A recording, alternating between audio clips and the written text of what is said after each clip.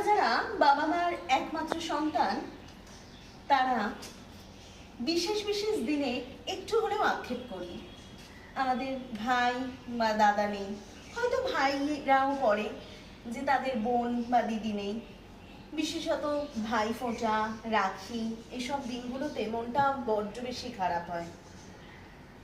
কারণ ফ্যামিলির আরো অনেক কেউ থাকলেও বা তাদেরকে রাখি বা ফোঁটা দিলেও নিজের একদম নিজের কেউ নেই, এটা বড্ড বেশি মনকে কাঁদায়।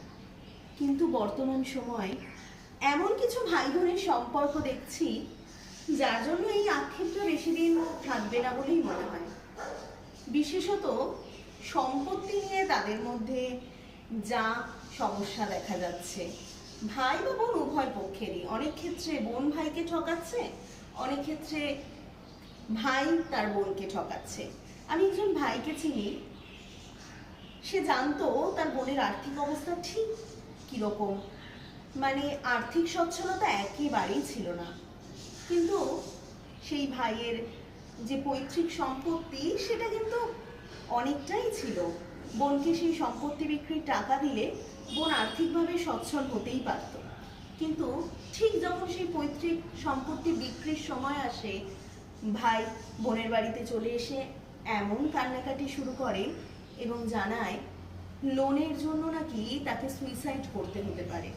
একমাত্র ভাইকে বোন তো আর সুইসাইডের মুখে ঠেলে দিতে পারে না, তাই বোন সব সম্পত্তি ভাইয়ের নামে লিখে দেয়। তারপরে সেই ভাই আর বোনের সঙ্গে যোগাযোগ রাখে।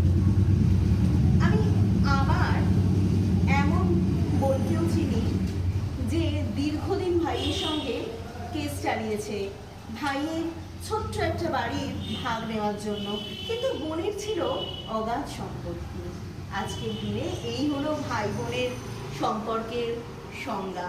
তাই আমরা যারা একমাত্র সন্তান, আমাদের বোধহয় আর আক্ষেপ করার দরকার নেই, বরং বলা উচিত এই বেশ ভালো আছি।